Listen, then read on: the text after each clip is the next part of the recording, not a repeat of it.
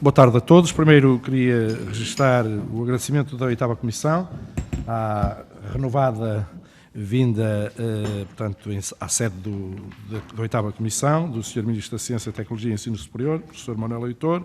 Agradecer também a presença do Sr. Secretário de Estado e restantes elementos da comitiva e dizer que estamos nesta audição do Sr. Ministro, a requerimento do Grupo Parlamentar do Partido Comunista Português, a propósito dos resultados do concurso de estímulo ao emprego científico 2018. Só para dar nota em termos de orientação, em termos de tempo, como é que funciona, temos a chamada primeira ronda em que intervém o Grupo Requerente, o Grupo Parlamentar do Partido Comunista Português, com 5 minutos. Cabe ao Sr. Ministro, em nome do Governo, a resposta tem 5 minutos também, ou quem entender delegar para fazer a respectiva resposta. Depois temos os restantes grupos parlamentares e deputado único da Iniciativa Liberal, com 5 minutos cada e respostas seguidas. É no sistema de pergunta-resposta. Portanto, cabe ao Governo o mesmo tempo da palavra que é utilizada também pelos partidos e pelo deputado único. Temos depois, eu diria que na fase final da audição, nova intervenção do Grupo Parlamentar Requerente, que é o Partido Comunista Português, com 3 minutos, o Governo com 3 minutos, e eu deixava ficar aqui uma nota. Provavelmente, havendo necessidade de alguns esclarecimentos complementares, temos a segunda ronda, com 15 minutos a dividir pelos seus deputados que entenderem inscrever-se, cabendo ao Governo o mesmo tempo de uso da palavra. Portanto, e de imediato, eu pedia só para termos o cronómetro preparado, Filipe, e então eu dava a palavra ao Grupo Parlamentar Requerente, do Partido Comunista Português, à Sra. Deputada Ana Mesquita. Tem a palavra. Muito obrigada, Sr. Presidente, Sr. Ministro, Sr. Secretário de Estado, Senhoras e Senhores Deputados. O âmbito do requerimento do PCP tem a ver com os resultados do concurso do estímulo ao emprego científico de 2018, conhecidos, contestados amplamente por aquilo que é um patamar da exclusão que nos parece perfeitamente gravoso para aquilo que é o panorama da ciência a nível nacional. Na prática, mais de 3 mil acabam por ficar fora do SEC 2018, dos quais metade tinha atingido um tal de patamar de mérito de 8 em 10 valores, que teria sido uma questão muito colocada pelo próprio Governo. E, portanto, aquele que era o filtro que o próprio Governo tinha colocado, a medida do crivo, acaba por não respeitar e, portanto, o seu próprio critério estabelecido acaba por ficar longe de poder ser cumprido de acordo com aquilo que foi a perspectiva do Governo. E, Sr. Ministro, o Sr. Ministro pode ter a tentação de vir hoje falar muito de números, até tendo em conta notícias que saíram no jornal. Nós, pelo contrário, queremos mesmo falar é de pessoas. Queremos mesmo é de falar de pessoas e de vidas, porque estamos aqui, mais uma vez, a debater situações de pessoas que têm estado sujeitas a uma vida de precariedade que teima em não acabar, mas que forçosamente tem de acabar.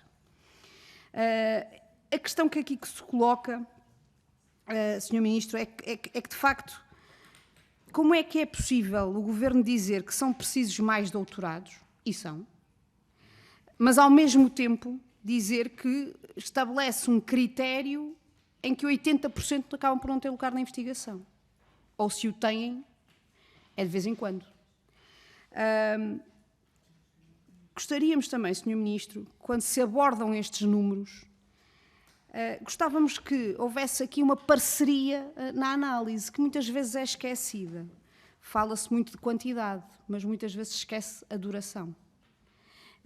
E hoje, por exemplo, em relação às notícias que saíram, nós temos que relembrar, Sr. Ministro, que há muitos contratos que têm duração mínima quando falamos de ciência. Precariedade máxima, duração mínima.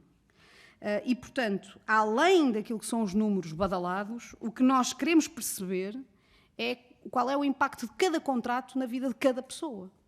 E onde é que está esse estudo por parte do Governo? E o que é que isto diz daquilo que é a ocupação permanente de investigadores no sistema? E do que é que isto diz em relação à necessidade, de facto, de estabilizar a vida destas pessoas? Outra questão, Sr. Ministro, e nós gostávamos de perceber se o Governo, por acaso, equaciona alargar os resultados deste programa e de outros que venham a ocorrer para que incluam necessariamente a contratação de pelo menos todos que cumprem o critério que o próprio Governo coloca. Ora, o Governo coloca um patamar de mérito, há um número de investigadores que alcançam esse patamar de mérito, então não seria minimamente correto e justo abrir o número de vagas correspondente a isso? Por que não? Porque não se faz isso. Depois, Sr. Ministro, perceber em relação a 2019. Houve, em relação ao concurso de estímulo ao emprego científico, esta terceira edição, foi-nos alertada por uma série de investigadores uma situação que nós consideramos também grave. Houve uma atualização de regras. Agora, quem tem o doutoramento há mais de 5 anos não pode concorrer para investigador júnior. Nós gostávamos de entender se, então, vai o número de contratos júnior ser igual, inferior ou superior ao número de contratos que vão ser concedidos para as categorias equiparadas a investigador auxiliar. Por um lado. Por outro lado, a tal denúncia da situação grave. Aparentemente, daquilo que nos tem chegado, as licenças de maternidade, paternidade e doença grave não estão a ser consideradas para efeito da contabilização dos tais 5 anos. Ou seja, quem usufruiu destas licenças nos últimos anos já tenha concluído o doutoramento há mais de 5 anos, mas se fossem contados devidamente estes períodos de licença, isso levaria a que o tempo trabalhado fosse inferior aos 5 anos. O que está a acontecer neste momento é estas pessoas serem impedidas de se candidatarem à posição de júnior, mas também serem penalizadas à avaliação de outras categorias. E, portanto, o que nós gostávamos de perceber, Sr. Ministro, tendo em conta a resposta da FCT, que diz: boa tarde, considerando que tenho o doutoramento há mais de 5 anos e que as licenças não descontam neste tempo, não será elegível à posição de investigador júnior. É a resposta oficial da FCT. Se isto vai ser a mesmo assim, ou se vai o Governo tomar as medidas para corrigir esta situação. Porque a nível internacional a prática, sabemos, é bem diferente. Nomeadamente, há um acréscimo, muitas vezes, de 18 meses por cada filho para a contabilização e cálculo daquilo que é a produção científica pós-doutoramento. E, portanto, nós gostávamos de saber se a situação se vai manter desta forma ou se o problema vai ser resolvido. E outra questão fundamental. Para concluir, Sra. Deputada. Para concluir mesmo, Sr. Ministro. E Sr. Presidente, peço desculpa. Tem a ver com o que é fundamental em toda esta questão, que é o acesso à carreira. Nós andamos de concurso em concurso, de doutoramento em doutoramento, de formação em formação, de bolsa em bolsa, de coisa em coisa, contrato em contrato. Para quando o acesso à carreira e a estabilização para todas estas pessoas? Muito bem. Colocadas um conjunto de questões, elucidado o motivo do requerimento, tem a palavra o Sr. Ministro da Ciência e Tecnologia e Ensino Superior, professor Manuel Leitor. Muito obrigado, Sr. Presidente, senhoras e senhores deputados. Eu agradeço à deputada Ana Mesquita mais uma oportunidade para nós aqui virmos reforçar aquilo que tem sido o esforço público, certamente, para equilibrar as condições do emprego científico em Portugal. E, de facto, tem toda a razão, não vale a pena falar de metas, porque as metas foram todas cumpridas em termos de números. É, de facto, importante perceber a realidade que foi hoje significativamente e consideravelmente alterada em Portugal. E hoje, de facto, escusamos de falar em visões e em metas, porque temos resultados concretos para dar. E como se deve estar bem lembrado ao longo destes anos, um dos aspectos críticos da estratégia de emprego científico que implementámos de uma forma bem sucedida desde 2016 foi diversificar o tipo de instrumentos. Como sabe, criaram cerca de 10 diferentes instrumentos, 10 formas diferentes para garantir efetivamente perceber as pessoas, perceber o tipo de diferentes mecanismos, obviamente associados a diferentes formas de organizar a atividade científica, dando, obviamente, diferentes relações de poder àquilo que é as instituições, os investigadores e, dentro das instituições, o que é os projetos, o que é as unidades de investigação e as várias formas que temos de perceber com quais a ciência se organiza. E hoje sabemos que foi bem feito, porque ao nível dos concursos individuais temos um instrumento claro que põe o investigador, sobretudo, na principal posição de relevo e de uma relação direta com a instituição financiadora. Temos os concursos institucionais através da instituição, temos as unidades de investigação através da unidade, temos os projetos de investigação e para aqueles que tinham, obviamente, um déficit excessivo de precariedade no âmbito de bolseiros, criámos mecanismos expeditos de transição para os contratos. E hoje sabemos que o número de contratos que todos os meses tem evoluído, e mais, como disse muito bem, as metas foram bem cumpridas e, portanto, temos que ver os detalhes específicos de cada caso, temos que perceber. E temos que o perceber no contexto internacional. Os mecanismos que lançámos são hoje também uma referência na Europa. Ainda esta semana estive reunido com a diretora executiva do Science Europe, que vem organizar uma conferência agora em maio em Portugal, considerando o Programa de Emprego Científico Português como um programa exemplar, porque uma vez que hoje na Europa a duração do emprego pós-doutoral varia entre 2 e 4 anos, na maior parte dos casos. Portugal está a dar uma duração até 6 anos e, obviamente, que a questão, como muito bem disse, do acesso à carreira é hoje a questão crítica. E por isso é que hoje também, no acesso à carreira, temos já novos dados particularmente oportunos, quer com a medida que se tomou em 2019 após, obviamente, o programa de estímulo ao emprego científico, de desacoplar ou de possibilitar o desacoplamento da progressão versus o recrutamento, e sabemos bem os resultados hoje que temos, quer no ensino universitário, quer no ensino politécnico, face ao número de concursos que em 2019 abriram.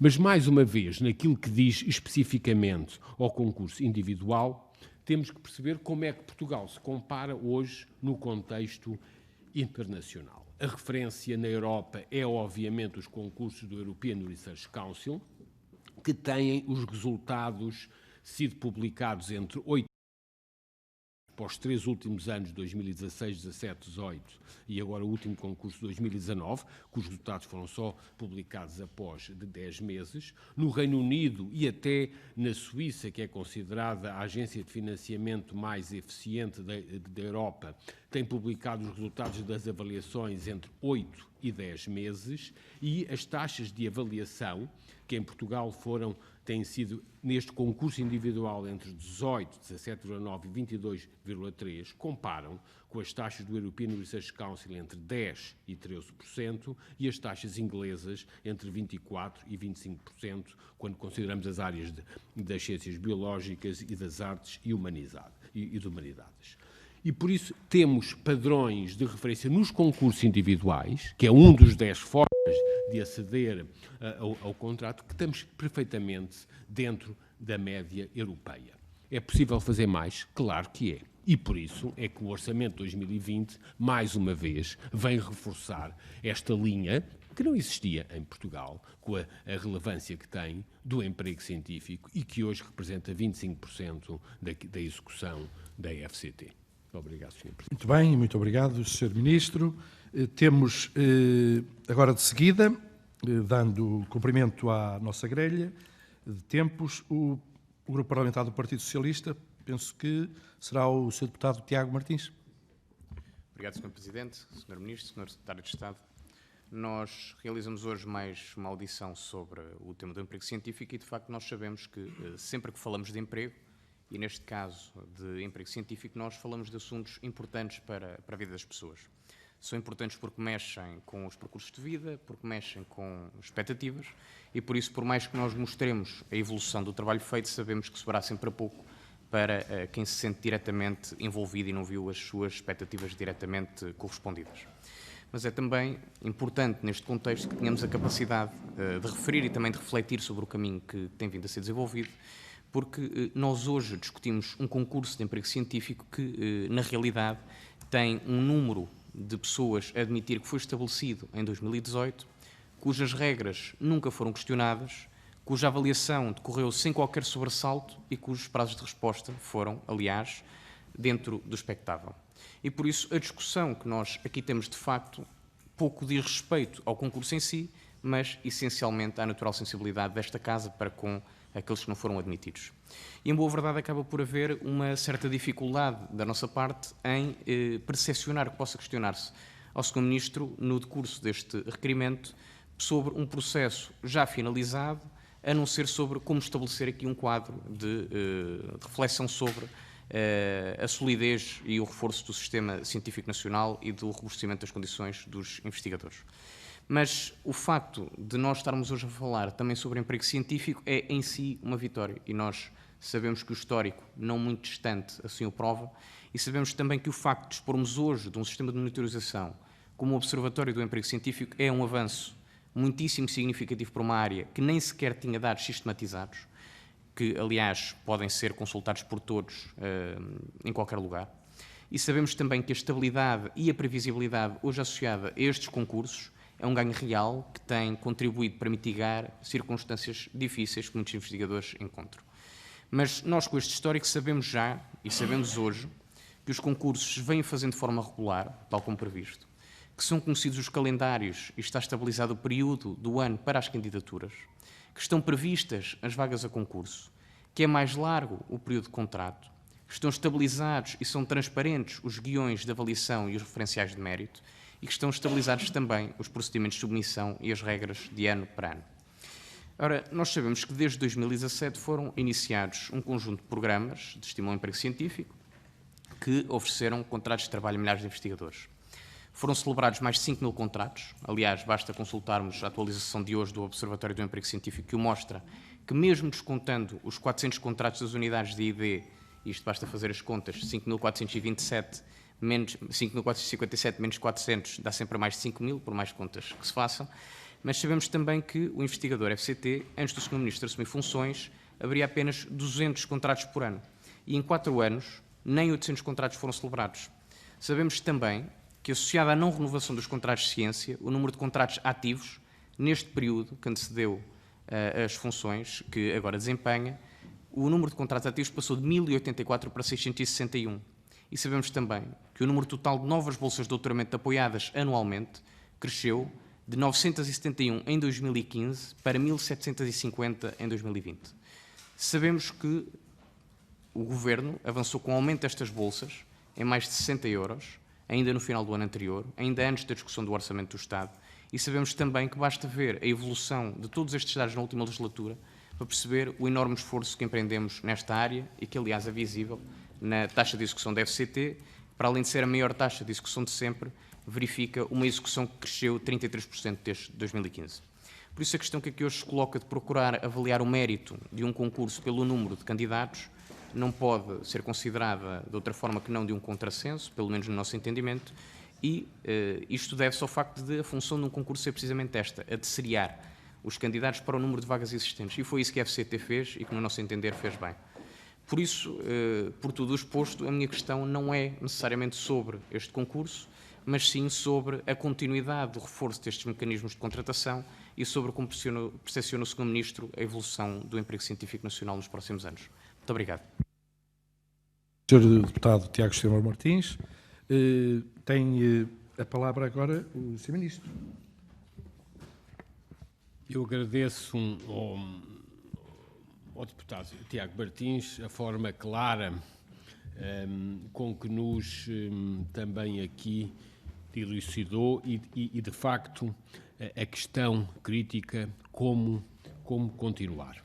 Foi para isso que eu, em dezembro passado, nomeei um grupo de alto nível para efetivamente ouvir de uma forma independente vários intervenientes, desde investigadores eles próprios, a dirigentes científicos, dirigentes académicos, aos sindicatos, às associações. Eu próprio, na primeira reunião que tive com o grupo, fiz a questão de logo a seguir à minha reunião ser ouvido o diretor da Associação Nacional dos Investigadores de Investigação Científica, da ANICT para que se pudesse abrir um quadro amplo sobre aquilo que é o padrão, e eu próprio, no último Conselho Europeu de Ministros da Ciência na Europa, há cerca de 2 semanas atrás, em Zagreb, levantei a questão a nível europeu para vir a ser retomada durante a presidência portuguesa e, por isso, na semana passada, quando me reuni com a diretora do Science Europe, pedi para ser retomado o relatório de 2016 para que a situação em toda a Europa possa ser clarificada sobre esta questão da duração versus o acesso à carreira. E, de facto, como disse, o caso português hoje é um caso considerado na Europa um caso de sucesso, de rápida adaptação às condições de emprego científico, mas queremos sempre fazer mais e melhor, ouvindo as pessoas. Há um aspecto que o deputado Tiago Martins referiu, particularmente importante, que é a monitorização que foi feita ao caso do emprego científico e, por isso, também neste período, desenvolvemos a legislação necessária para que o Observatório possa agora ser, de uma forma mais madura, endogeneizado na própria Direção-Geral de Estatísticas de Ciência. É esse processo que está a ser feito. Mas também eu gostaria aqui de notar um facto que tem que ser referido e algo que não respondi à deputada Ana Mesquita, é que este processo foi feito, obviamente, com uma orientação política clara, e isso hoje está bem transcrito na evolução do financiamento e da execução financeira da FCT, que já podemos abordar, mas também sempre reforçando e valorizando a autonomia da própria FCT. Não é o Governo que definiu o patamar do nível de acessibilidade ao financiamento, aqui referido, de 8 em 10. Essa é uma questão que foram os painéis de avaliação que o fizeram, porque isso não compete à ação política, mas compete sim aos painéis de avaliação no quadro daquilo que é a sua nomeação pela própria Fundação para a Ciência e Tecnologia, como também a relativa diferenciação do financiamento considerado para emprego científico pelos vários níveis, entre os investigadores júniores e os investigadores sénior, é dado ao painel a identificação e a possibilidade de diferenciar face à qualidade das candidaturas. Quer-se sempre impor a qualidade e a especificidade de cada área científica, sendo esse o critério político e não usar critérios de caráter administrativo para esta questão. E, por isso, a autonomia da FCT na definição dos termos do concurso, em termos da divisão entre os níveis, em função sempre da qualidade das candidaturas e dos patamares considerados para a elegibilidade do mérito, não é uma questão que deve ser tratada ao nível político, mas sim ao nível da função das candidaturas pelos próprios painéis.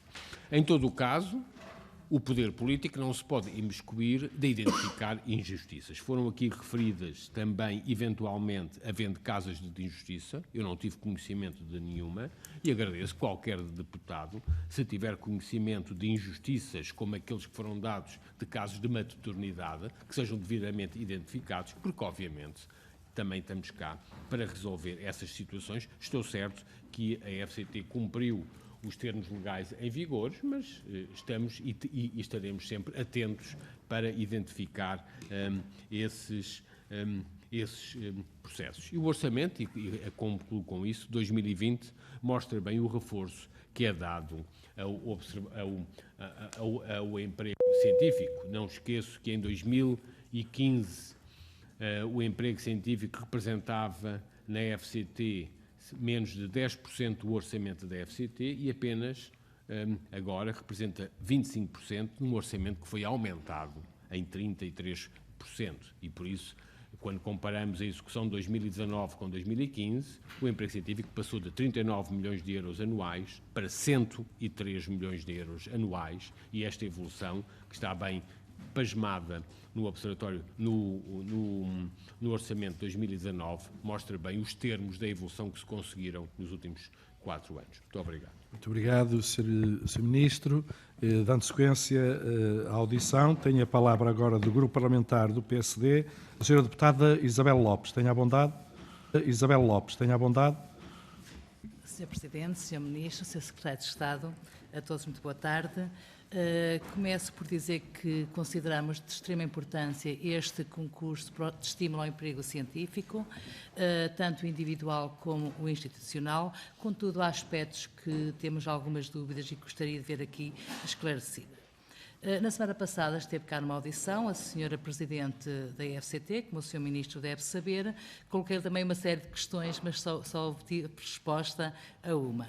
Também ficámos a saber que a designação para melhor compreensão pública do SEC 2018 agora mudou de nome, agora é a segunda edição.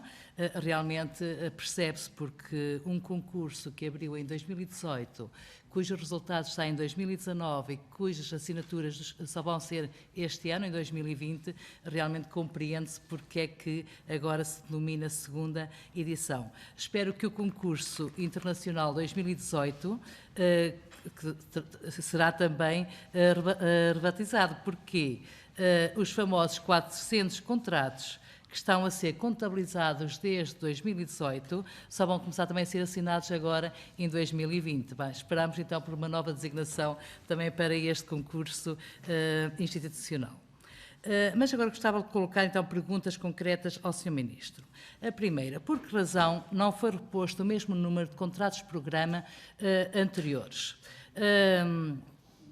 Ou seja, porque é que se reduziu de 500 posições para 300 posições? Foi a falta de verba? Pois de candidatos já sabemos que não foi. Uma segunda questão, quantos contratos de trabalho foram realmente, efetivamente celebrados resultante deste concurso de 2018? Neste momento, então, quantos contratos já foram celebrados? É ou não verdade que, muito provavelmente, nem os 300 contratos serão assinados? É ou não verdade que na anterior legislatura verificámos atrasos nos concursos e resistência das universidades e dos institutos em contratar em virtude da falta de verba? Sr. Ministro, o período que decorre entre a abertura dos concursos e a sua assinatura, em alguns casos, ultrapassa um ano. Sem pôr em causa a qualidade da seleção, considera este período aceitável? A FCT justificou a baixa taxa de aprovação do último SEC individual com a afirmação patamar mínimo de mérito. Como poderão, então, os candidatos apresentar os seus currículos e planos para ultrapassar este patamar mínimo e terem as suas candidaturas aprovadas? É estranho a fraca expressão das candidaturas aprovadas à categoria de investigador principal. Só foram 12,3% aprovados. E apenas foi aprovado um de investigador coordenador, ou seja, 0,3%. Quando, em contrapartida, as recomendações para contratação na categoria de investigador júnior representaram 52,7% das candidaturas aprovadas, em prejuízo da figura de investigador auxiliar, que foram aprovadas 34,7% das candidaturas, que deveria ser a categoria de entrada na carreira de investigação científica. Serão apenas coincidências? As licenças de paternidade e maternidade, que também já foram aqui referidas, que o Sr. Ministro não respondeu, não deveriam ser descontadas? Portanto, penso que a colega do Bloco de Esquerda já explicou, do PCP, peço desculpa, já explicou bem este caso. Realmente são prejudicados pessoas que tiveram licença, seja ela qual for, e depois realmente não ser descontado para poderem concorrer a investigador júnior. Os resultados do SEC individual 2018 saíram 27 de novembro de 2019. Como justifica estes atrasos? Realmente a Sra. Presidente da FCT diz-nos que os prazos foram cumpridos, que foram os 8 meses que estavam estipulados. A meu ver, parece muito tempo. Qual é a perspectiva para a integração dos investigadores nas instituições após o término dos seus contratos? As instituições podem não renovar os seus contratos? Como se vai proceder à integração dos investigadores nos quadros das instituições? Haverá a atualização da dotação orçamental para essas instituições poderem contratar esses investigadores? De que modo está prevista a continuidade dos contratos no período entre o H2020 e o H2030, o chamado Vale da Morte entre quadros comunitários? E, por fim, considera os resultados do SEC 2018, que obteve a taxa, como toda a gente sabe, de 8%, pensa que ou apontam para um estrangulamento do sistema científico português, estes 8%? Muito obrigada. Muito obrigado, Sra. Deputada, por atender, de facto, ao toque de imediato, no uso da palavra. E agora passaríamos ao Bloco de Esquerda e à Sra. Deputada Alexandra Vieira. Desculpe, peço perdão, é resposta de seguida. E vai ser o Sr. Secretário de Estado, João Sobrinho Teixeira, não, o Sr. Ministro. O Sr. Ministro, tenha a bondade e peço desculpa. Já estava a adiantar. É a seguir. Muito obrigado, Sr. Presidente. Todos nós temos estas alterações, mas não há problema nenhum. Acredito que não me queira retirar a voz na resposta. Senhora Deputada Isabel Lopes, agradeço as suas perguntas, mas eu não sei em que país é que está quando fala em estrangulamento. Quando nós olhamos e comparamos aquilo que se passa na execução científica e na vida diária das instituições científicas, não se esqueça que a execução em 2019 não foi só a maior de sempre, nunca a FCT tinha executado acima de 500 milhões de euros, face ao ano 2010, onde a execução tinha sido 480 milhões, como, comparado com 2015, apenas houve um aumento de 30%. Podemos dizer que se é suficiente ou não, e se eu estou aqui é para fazer mais, e sempre melhor. E para, certamente, garantir que ao longo desta legislatura conseguimos continuar a aumentar a execução com passos sólidos naquilo que é um objetivo que todos queremos e que o Governo traçou claramente para que Portugal e os portugueses, de uma forma geral, possam chegar a 2030 com o dobro da execução do financiamento e com um quadro onde 3% da riqueza produzida possa ser investida em atividades de investigação e desenvolvimento. E sabemos que esse é um desafio que a todos nos deve unir e, obviamente, que é um desafio complexo. Em relação aos prazos, aos períodos e aos tempos que disse, são longos? Claro que são. Queremos que sejam mais curtos? Claro que temos que ser. Mas não podemos esquecer da seriedade, porque também não nos podemos esquecer que este ano faz 25 anos da criação do Ministério da Ciência em Portugal. E como até no outro dia a cientista Maria Sousa dizia, ciência é rigor. E, portanto, como eu aqui já disse, quando dizemos que os prazos são excessivamente longos, temos que nos comparar com os outros. E se os outros que têm mais maturidade do que nós não conseguem fazer em prazos mais curtos, temos que perceber porquê. Eu aqui tenho que fazer, certamente, um reconhecimento particularmente importante às equipas, aos funcionários da FCT, aos avaliadores, porque, de facto, este processo, em toda a Europa e em todo o mundo, não dura menos do que 7 a 8 meses. Na FCT foi definido no regulamento 8 meses. A segunda edição demorou 265 dias, ligeiramente acima de 8 meses. Mas, na edição atual, já vai demorar ligeiramente abaixo de 8 meses. Como é que nos comparamos? Como disse, no European Research Council da Comissão Europeia, que hoje é o termo de referência europeu, desde 2016 tem variado entre 8 e 10 meses. Em 2019 demorou exatamente 10 meses a anunciar os dados. Eu aqui falei em dois concursos, nomeadamente os concursos do Research Council inglês na área das ciências biológicas, onde o tempo de duração, que é o tempo hoje mínimo registado em toda a Europa, foi de 6 meses. No concurso também, que é hoje uma referência da Fundação para a Ciência Suíça, que é uma das fundações com maior capacidade financeira, os tempos de duração têm variado nos últimos 5 anos entre 7 e 8 meses. Portanto, isto é para dizer que nos devemos orgulhar, ao fim de 25 anos da criação do Ministério da Ciência em Portugal, pela forma como a FCT funciona em termos internacionais, pelo rigor que estes critérios e que estes concursos hoje têm, e os prazos são aqueles que podemos, e todos, também estou na comunidade científica, percebo bem que são longos, são excessivamente longos, mas são os termos de referência hoje estabelecidos nas comunidades científicas internacionais. E este é algo que, devido efetivamente ao tempo acelerado onde todos vivemos, podemos pensar, é possível mantermos concursos com esta duração. E sabemos que na Europa, nomeadamente, até à semelhança de alguns tipos de concursos, hoje também já bastante considerados no contexto norte-americano, alguns tipos de concursos têm adotado procedimentos diferentes, nomeadamente concurso a 2 fases. No entanto, em nenhum país são feitos para a contratação de investigadores. São feitos nos projetos e, por exemplo, no Horizonte 2020 adotou-se em muitas áreas os chamados concursos a 2 fases para ter uma fase mais rápida e excluir parte dos concorrentes, mas só para projetos. E as diretrizes do European Research Council e, mais uma vez, da Fundação Science Europe, que é a federação de todas as agências de financiamento, recomenda que não se faça isso em concursos para contratos de investigadores e que se mantenha sempre a avaliação individualmente. E por isso é que nós, em 2016... penso que está concluído, depois eu poderei continuar. Muito obrigado. Muito bem.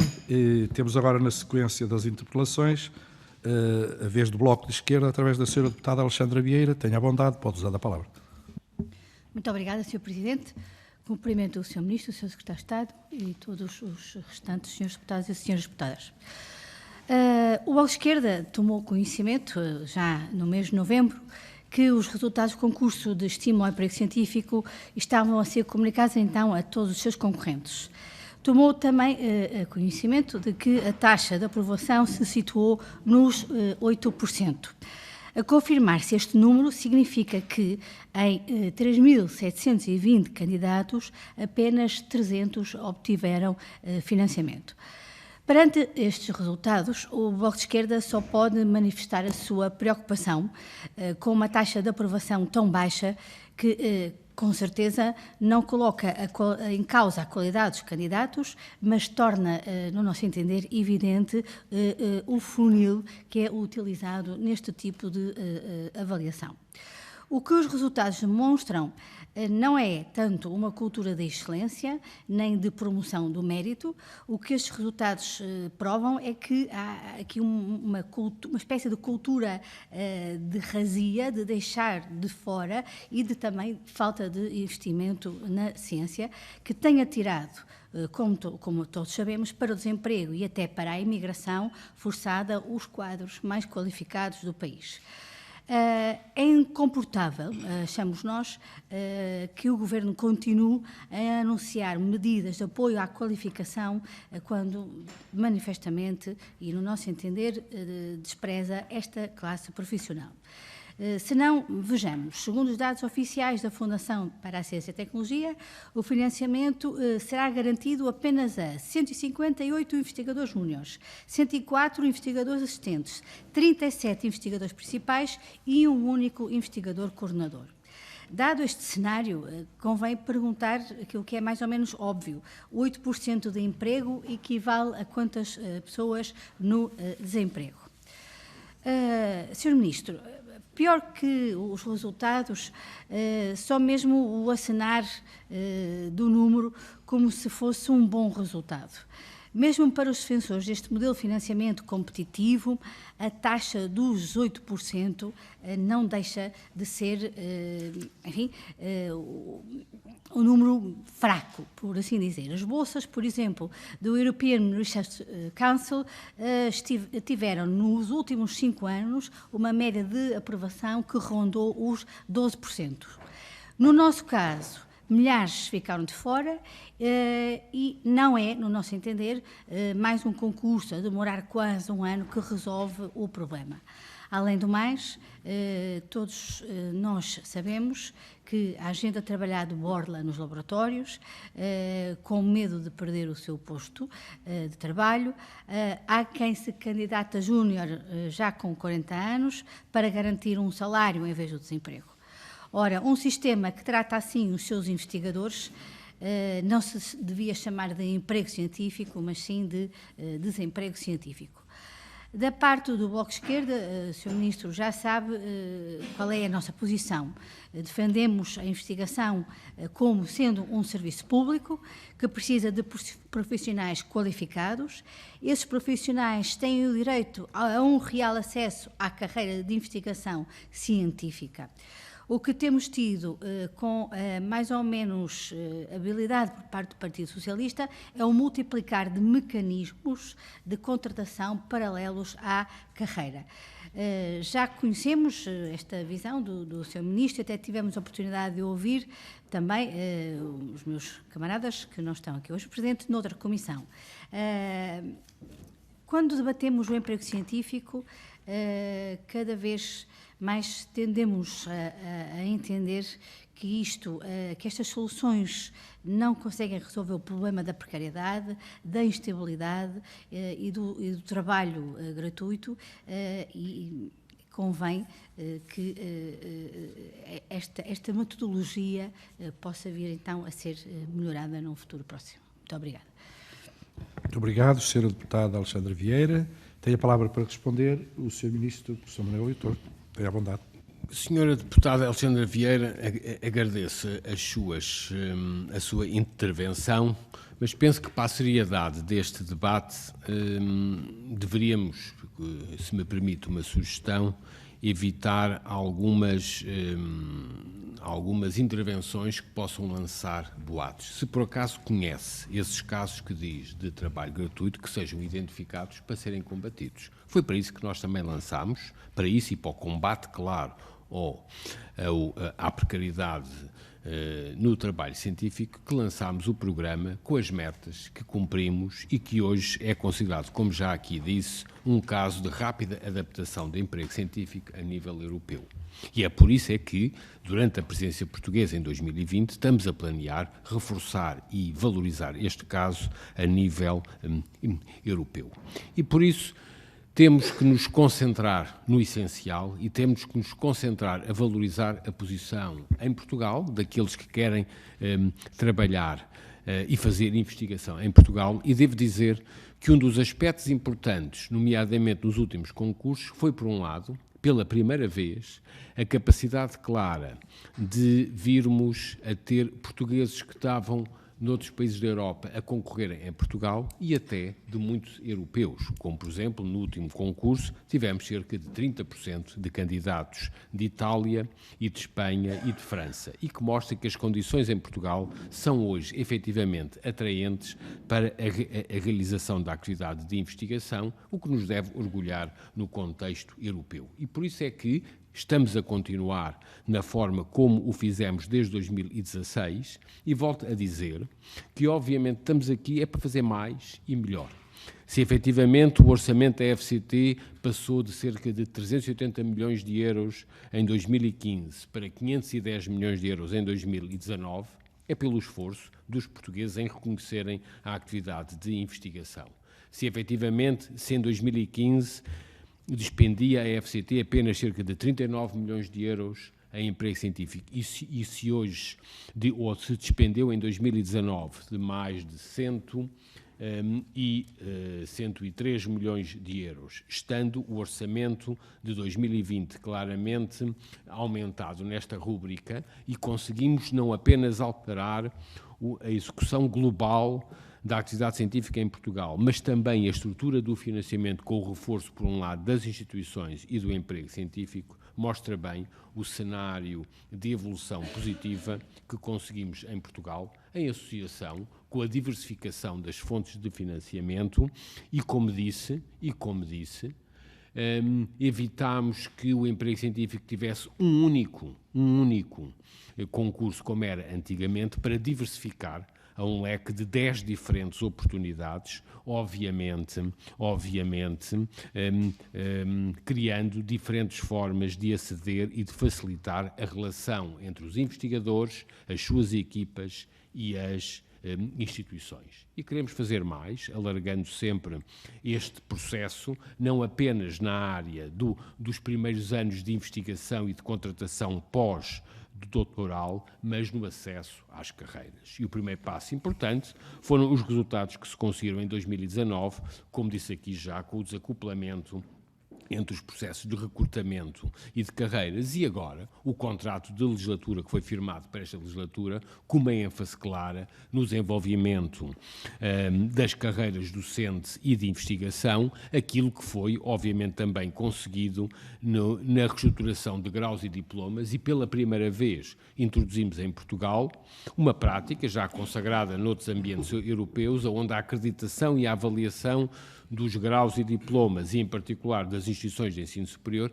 passará a ser feita a partir de 2022, em função não apenas do número de docentes, mas sobretudo da estrutura da carreira docente e de investigação. E esta alteração, que lhe demos o tempo necessário, foi feita com o racional e com o pensamento sólido, associado àquilo que é a evolução de um quadro de emprego científico para um quadro ao acesso às carreiras. E, mais uma vez, os resultados estão à vista naquilo que foi, em 2019 e atualmente, o número de concursos já disponibilizados pelas instituições de ensino superior. Por acaso, no caso do sistema universitário, o número de concursos para professores associados e catedráticos aumentou apenas 6 vezes em 2019, quando comparamos em 2018, tendo totalizado cerca de 900 concursos, e no caso do sistema politécnico aumentou de mais de 11 vezes, tendo totalizado em 2019 256 concursos. Isto mostra bem a evolução que se fez e a capacidade que se deu às instituições de evoluir para um cenário de emprego científico, para um cenário de desenvolvimento de carreiras, que é isso que queremos num sistema mais maduro. Muito obrigado, Sr. Ministro. Agora, na sequência das intervenções, cabe a palavra ao Grupo Parlamentar do CDS, à Sra. Deputada Ana Rita Bessa. Tenha a bondade. Muito obrigada, Sr. Presidente. Começo por cumprimentar o Sr. Ministro, o Sr. Secretário de Estado e a demais equipa aqui presente. O Sr. Ministro começou esta audição a dizer que não queria falar de metas, e eu também acho que não vale a pena falar de metas, porque as metas estavam definidas à cabeça, eram 300, e, portanto, 300 foram. Não há muito a dizer sobre isso, parece-me a mim, não é? Desse ponto de vista. E, portanto, é pouco relevante se são, de facto, 8% a taxa de sucesso, ou se a taxa de sucesso é 17,1%, depende da base. Se eu fizer sobre a população residente em Portugal, há de ser mais baixa, pronto, mas eram 300 e 300 iam ser, portanto, enfim, a discussão não me parece muito relevante por aí, mas parece-me relevante de outros pontos de vista. Primeira coisa, o Sr. Ministro tem, de facto, falado muitas vezes em previsibilidade, e os cientistas também o reclamam, e é verdade que o calendário da FCT se tornou previsível, isso não há nenhuma discussão quanto a isso. A execução é que deixa muito a desejar, de facto. Já sei que há o rigor, há as questões administrativas, mas eu também sugeriria, já que o Sr. Ministro sente que tem a prerrogativa de fazer sugestões, eu também me sinto nessa mesma condição, eu sugeriria que se trabalhasse na melhoria do processo, porque, de facto, fazer edições anuais que derrapam necessariamente para resultados 2 anos depois é um bocadinho batota em relação à expectativa das pessoas. O que eu gostava de falar, de qualquer maneira, em relação a este concurso particular é isto. Foi-lhe perguntado há uns tempos atrás, e o Sr. Ministro já sabe que eu adoro as suas entrevistas, para mim são sempre uma fonte imensa de conhecimento e de matéria para estas audições, e, portanto, não deixo nunca de as ler. O Sr. Ministro foi-lhe perguntado há uns tempos atrás porque é que de 2017 para 2018, este concurso teria passado das 500 vagas para 300. E o Sr. Ministro deu 2 respostas, ou deu 2 justificações, se assim entender.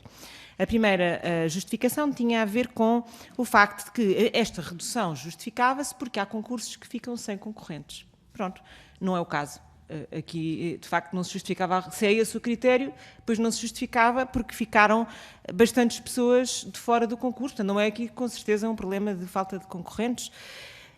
Diz o Sr. Ministro, bem, o Governo, bem se entenda, fizemos um esforço de aumentar o número de instrumentos e, portanto, as pessoas podem agora concorrer a diferentes linhas de acesso, mas claramente não está a funcionar muito bem, porque o screening não está a ser bem feito, não é? Porque se há uns, como diz o Sr. Ministro, umas linhas que ficam sem concorrentes, e há outras que têm esta fila de espera de 3.631 investigadores, há qualquer coisa que, ainda que haja previsibilidade, não está a ser bem explicada às pessoas. Portanto, talvez também haja aqui, como uma sugestão, alguma coisa a melhorar. Segunda nota, o Sr. Ministro também deu uma segunda razão. Diz, bem, as vagas estão a reduzir porque há que preservar a qualidade dos concursos. E se isto entrar toda a gente, lá se vai a qualidade dos concursos, coisa a que eu sou bastante sensível e concordo. Mas a Sra. Presidente da FCT esteve cá na semana passada e disse que destes 3.631 investigadores que concorreram, doutorados que concorreram, 51,5 atingiram aquilo que foi estabelecido como um limiar mínimo de qualidade, que era um compósito de 8 em 10 nos critérios definidos no concurso. Significa isso que 1.869 pessoas doutorados estavam em condições de mérito para terem estes lugares. Ora, se só ficaram 300, porque era o número que estava definido no aviso de abertura e, portanto, não é nenhuma surpresa, era o que ia ficar. Então, quer dizer que há 1.569 pessoas com mérito que não põem em causa a preservação da qualidade, não é? E, portanto, também há qualquer coisa aqui que não bate certo, porque, sobretudo, quando o Sr. Ministro, a seguir, na mesma entrevista, lhe diziam, mas estamos numa fase de pleno emprego dos doutorados e seguramente temos é que atrair doutorados do estrangeiro. É melhor fazer isto, refriar um bocado, porque senão o que vai acontecer é que vão ficar muitos também de fora. E, portanto, o que eu lhe perguntava é, como é que isto se compagina, não é? Como é que os seus critérios para a redução do número de doutorados de 500 para 300 se compaginam com a realidade, que eu realmente tenho dificuldade em perceber, a não ser que me diga, é o dinheiro que temos. E nesse caso eu calmo e pronto, e percebo perfeitamente que é o dinheiro que temos. Mas então depois também não me venha... E que é completamente executado, com certeza. Mas são linhas diferentes e eu preferia que as coisas ficassem claras. E como o Sr. Ministro citou a senhora... cientista Maria de Sousa, prémio da Universidade de Lisboa em 2017, para dizer que se há coisa que tem que haver em ciência e rigor, esta senhora cientista dizia também que qualquer português medianamente inteligente terá vergonha de perder os seus melhores cientistas. Eu acho que também se aplica esta frase aqui e também, se quiser comentar, tenho todo o gosto. Muito obrigada. Obrigado, Sra. Deputada. Para responder, tem a palavra o Sr. Ministro, professor Manuel Leitor. Tenha a bondade. Muito obrigado, Sr. Presidente, senhoras e senhores deputados. Eu agradeço o raciocínio sempre muito bem explicado da deputada Ana Rita Bessa, mas esqueceu-se que esse raciocínio era válido no tempo em que o PSD e o CDS estiveram no governo, que só havia um tipo de concurso. Esse raciocínio deixou de ser válido. Porquê? Porque agora há vários tipos de concursos. Há os concursos individuais, há os institucionais, há os projetos. E por isso, a razão principal porque eu nomeei um grupo de alto nível independente para falar com os dirigentes foi efetivamente para perceber qual é que é a divisão entre os vários tipos de instrumentos. E a razão que se pôs é porque é que, obviamente, os investigadores continuam a preferir, sobretudo, mesmo quando têm outros contratos já, concorrer aos concursos diretos da FCT. E essa é que é a questão, porque não é válido dizer que esses 1.500 ou 1.600 que referiu ficaram de fora, porque alguns deles até já têm outros contratos através de projetos ou através do concurso institucional. A principal questão, e como sabe, questionei os principais dirigentes, é porque é que os concursos institucionais, os prazos dos contratos, demoraram tanto tempo e ainda estão alguns a fazer. Mais uma vez, eu volto a dizer que a duração é longa, de 8 meses, entre a candidatura e os resultados e depois a contratação, mas é, em todos os contextos europeus, o prazo normal deste tipo de contratos. E por isso é que temos um leque diferenciado de outros instrumentos, quer via as instituições, quer outros, e de facto os concursos individuais são aqueles que são mesmo assim os mais rápidos. Porque quando se mete as instituições no processo, o que nós hoje sabemos é que os processos ainda são mais lentos. Mas, portanto, a questão crítica, e que podemos sempre adaptar, é a questão entre os diferentes tipos de instrumentos versus o número de contratos por cada instrumento. E claro que há sempre um orçamento por detrás. Naturalmente, para além do rigor da avaliação, há um orçamento. O que nós hoje podemos saber é que, através de uma estratégia de emprego científico, bem sucedida como foi esta, conseguimos também aumentar e convencer os portugueses que era preciso aumentar mais o investimento para a ciência e por isso hoje quando se compara a execução da FCT de 2019 com a de 2015, percebemos bem o aumento que teve essa execução. Mas naturalmente, sempre num esforço de contenção e de rigor orçamental, como não podia deixar de ser de outra forma. E por isso, obviamente, que o orçamento é aquele que o Parlamento nos atribui todos os anos e que temos vindo a sucessivamente, ano após ano, a garantir a sua evolução num quadro de reforço do emprego científico. O financiamento público não é, de forma alguma, infinito, antes pelo contrário, e por isso é que, para além destes 10 instrumentos de financiamento, também criámos outros mecanismos de colaboração com o setor privado e, em particular, através de arranjos colaborativos, aquilo que temos chamado de laboratórios colaborativos, que hoje são uma efetiva realidade e que, em algumas áreas, quando assim se justifica, têm também facilitado e sim instrumentos de contratação para jovens e adultos com o doutoramento. Mais uma vez, diversificando o setor e o tipo de instrumentos, temos garantido um quadro gradual que se adequou à realidade daquela que é a procura e a capacidade de oferta. Claro que podemos sempre aumentar a execução e, para isso, mais uma vez, aqui estamos para poder garantir o plano que lançamos para esta década, um plano ambicioso em diferentes áreas e também no quadro que lançamos hoje de aumentar a participação portuguesa em programas europeus. Se é verdade que em 2019 atingimos o máximo da execução portuguesa alguma vez realizada na capacidade de atração de financiamentos comunitários, é também verdade que temos ambição para poder fazer mais e por isso também captar financiamentos europeus para podermos também aumentar o lugar de jovens a fazer investigação em Portugal. Muito obrigado. Muito obrigado, Sr. Ministro. Para encerrar esta primeira ronda, temos a Sra. Deputada Bebiana Cunha, do PAN, para quem eu passo a palavra. Tenha a bondade, pode falar. Muito obrigada, Sr. Presidente. Cumprimento também o Sr. Ministro da Ciência, Tecnologia e Ensino Superior, Sr. Secretário de Estado e os deputados e deputadas aqui presentes. Sr. Ministro, nós estamos aqui hoje para falar sobre o concurso de estímulo ao emprego científico individual 2018, cujos resultados foram publicados a 27 de novembro de 2019. Este concurso foi aberto a 17 de janeiro de 2019, fechado a 20 de novembro desse mesmo ano, a 20 de fevereiro desse mesmo ano, com a publicação dos resultados no final de novembro de 2019. 9 meses para conhecer os resultados. Pergunto, Sr. Ministro, se não lhe parece excessivo para a vida das pessoas em causa. A terceira edição deste concurso, com prazo de abertura em 30 de janeiro deste mesmo ano, vai então sofrer do mesmo, portanto, deste tempo que, no nosso entendimento, é de facto bastante excessivo. Considera que deverão os concorrentes aguardar então 9 meses com publicação dos resultados a novembro deste ano?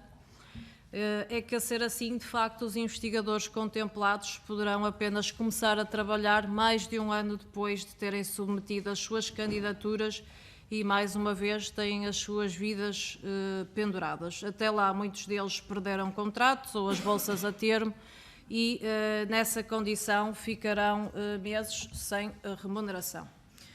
Ou prevê, então, o Sr. Ministro que este ano possam existir melhorias neste concurso que garantam a celeridade na avaliação e nos resultados da candidatura? E se sim, se já tiver isso previsto, se pode então partilhar connosco. Segundo aspecto, Sr. Ministro, em 2019, de acordo com o FCT, o concurso, e todos sabemos, atribui então 300 contratos de trabalho a investigadores doutorados nas várias áreas científicas, em 4 categorias contratuais. Este ano, a terceira edição foi reforçada com mais 100 vagas do que estava previsto, e sendo este um plano plurianual, o que perguntamos é que pressupostos teve por base este aumento.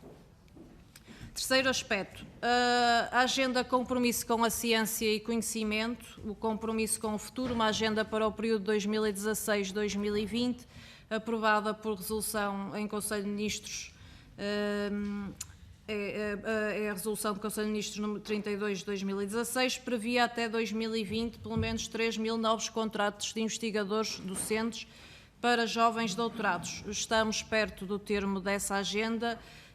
O Sr. Ministro hoje aqui já disse que as metas estavam todas a ser cumpridas, o que nos tem a dizer relativamente a esta. E por último, em 2019 foram investidos 103 milhões para o emprego científico. Para o ano 2020 estarão previstos 162 milhões para este mesmo fim.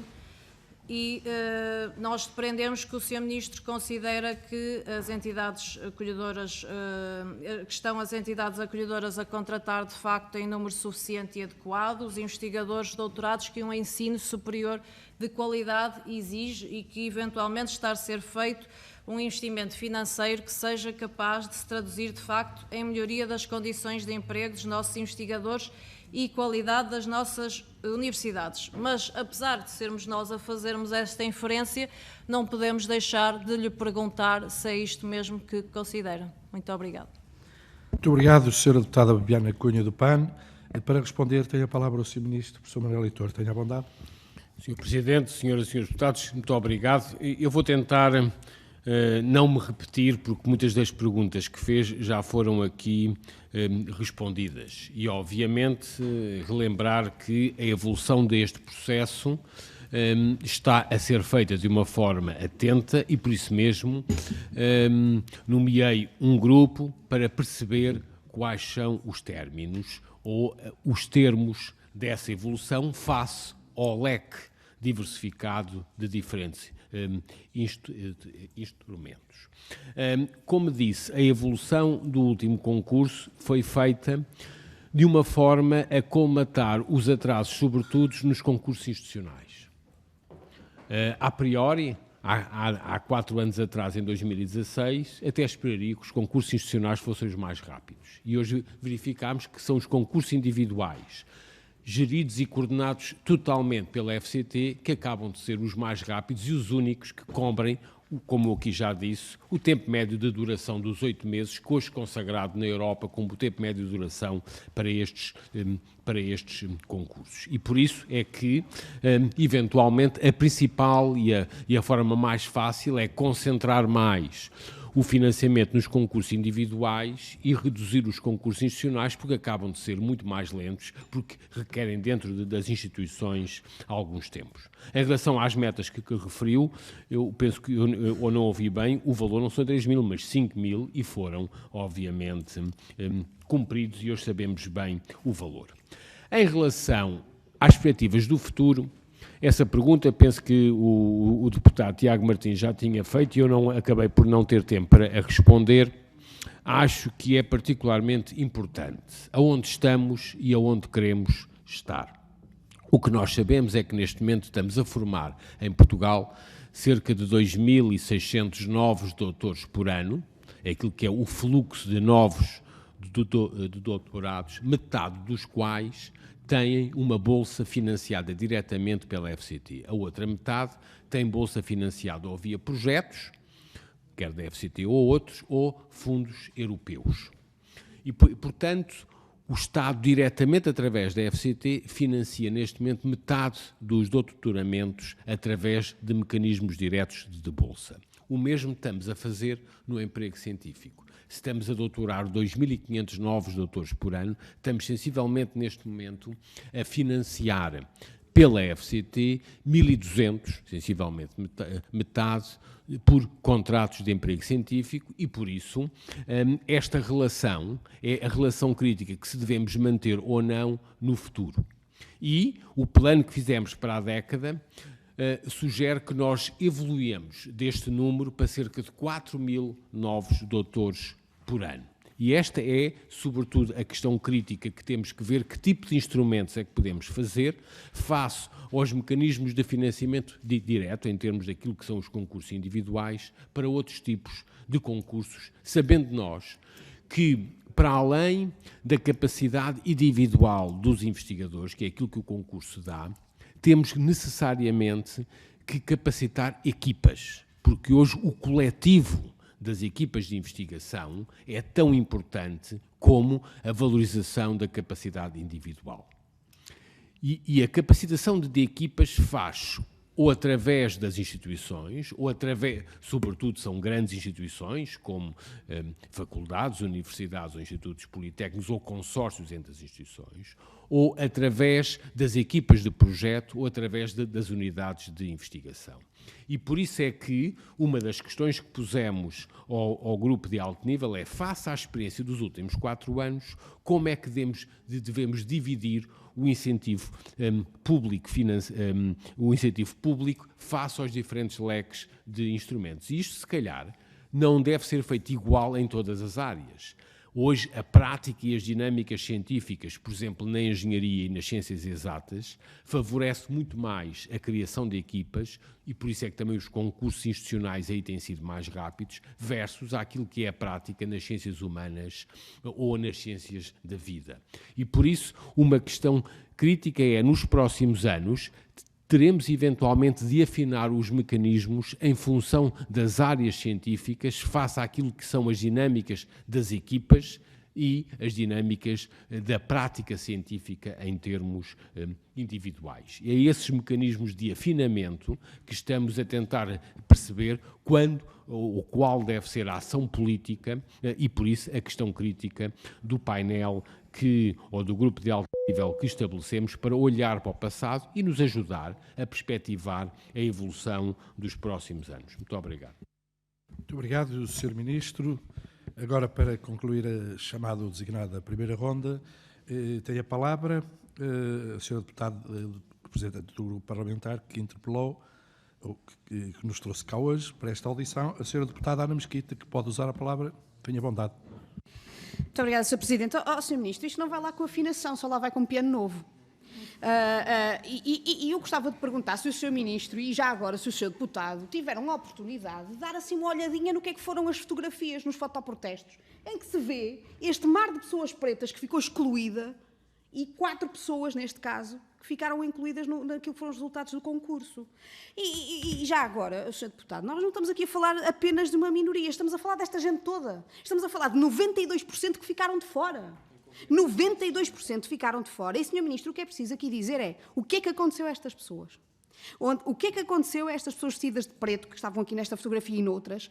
O que é que aconteceu porque foram excluídas? Onde é que elas estão agora, Sr. Ministro? Onde é que elas estão a trabalhar, Sr. Ministro? Com que vínculo estão a trabalhar, Sr. Ministro? Em que unidades estão a trabalhar, Sr. Ministro? Estão no desemprego ou não estão no desemprego, Sr. Ministro? Onde é que elas estão, Sr. Ministro? Como é que elas fazem para pagar as contas? E de facto, o que é preciso aqui dizer, e o Governo ainda não o disse com toda a clareza, é se considera alargar ou não os resultados a pelo menos todos os que alcançaram o tal patamar de mérito, o crivo, que foi o próprio Governo que estabeleceu, não foram eles. Porque então estamos a dizer o quê? Que estamos a tentar enfiar um universo num coador muito pequeno. Isto assim, estamos a enfiar as pessoas e a vida das pessoas naquilo que o Governo decidiu ser aquilo que é o orçamentozinho que lhes destinou. E isto não vai dar certo, Sr. Ministro, não vai dar certo. E, portanto, o que nós queremos perceber é que também que medidas urgentes é que vão ser tomadas para não perder aqueles que não couberam no crivo do próprio Governo e que continuam a contribuir positivamente para aquilo que é o progresso do Sistema Científico e Técnico Nacional. E é curioso, Sr. Ministro, no dia em que foi revelado que o novo banco vai buscar mais 1.000 milhões de euros ao Fundo de Resolução, o Sr. Ministro tenha vindo aqui sacudir a água do capote para os painéis da FCT.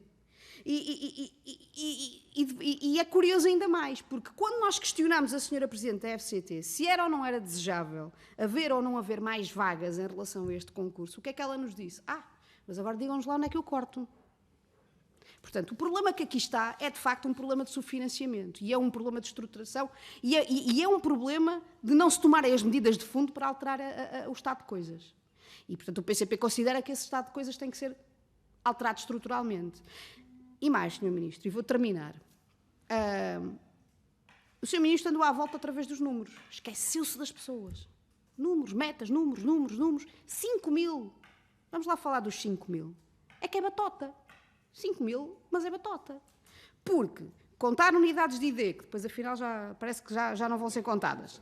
Doutorados a realizar atividades de ID em empresas, não CIFID, concursos regulares de acesso à carreira, regime transitório do Politécnico. Quer dizer, se metemos isto tudo no saco, fazemos um ramalhete bonito.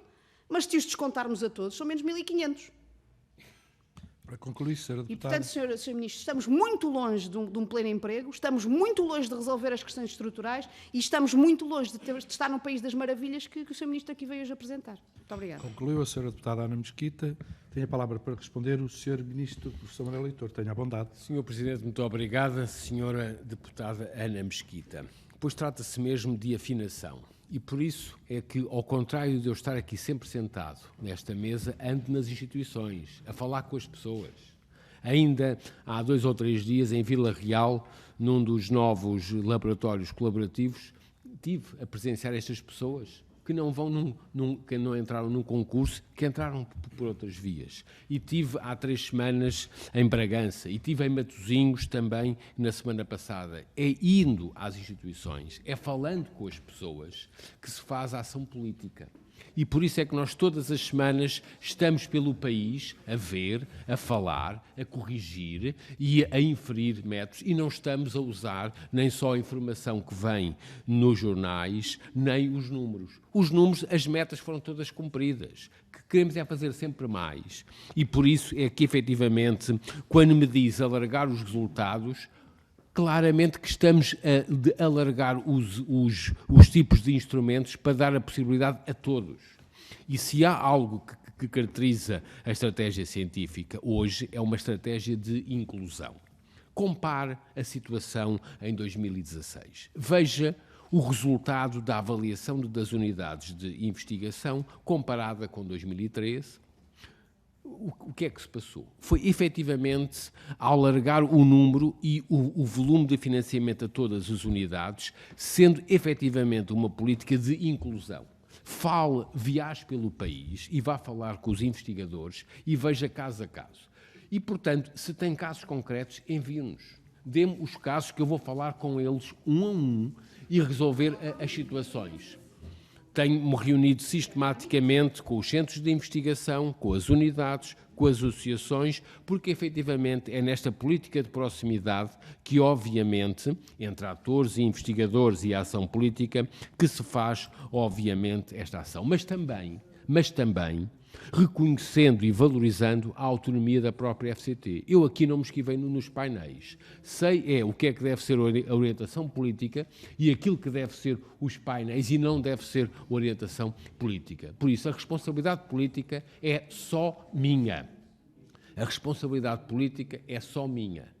Mas, obviamente, é também a responsabilidade política de dar a autonomia necessária aos painéis quando tem que ser. E aqui, neste caso, a avaliação científica tem que ter autonomia. Foi isso que fizemos ao longo destes anos, dando autonomia aos painéis de decidir qual é a fração do investimento que deve ir para investigadores júniores ou séniores, qual é que deve ser o patamar de elegibilidade em termos do mérito ou não. Essa deve ser a autonomia que a FCT, através dos seus painéis de avaliadores, tem, como se passa nas melhores práticas internacionais, e por isso é que somos considerados hoje como uma boa prática europeia ao nível da rapidez de adaptação de um programa de emprego científico. Muito obrigado. Muito obrigado, agradeço ao Sr. Ministro. Uso da palavra. Nós temos, portanto, na grelha de tempo, uma segunda ronda para os senhores deputados que se quiserem inscrever, de 15 minutos, se entenderem inscrever-se. Não havendo inscrições, então, eu passava a agradecer ao Sr. Ministro, professor Manuel Leitor, ao Sr. Secretário de Estado João Sobrinho Teixeira, mais uma vez, o facto de terem correspondido à solicitação da 8ª Comissão para esta audição. Agradeço também a colaboração de todos os seus deputados presentes, todos com o mesmo objetivo, naturalmente, beneficiar o ensino e, beneficiando o ensino, naturalmente, que beneficiamos o nosso país também. Muito obrigado a todos, tenham uma boa noite e encontramo-nos amanhã por volta das 10 horas para recomeçarmos a nossa reunião ordinária. Muito obrigado.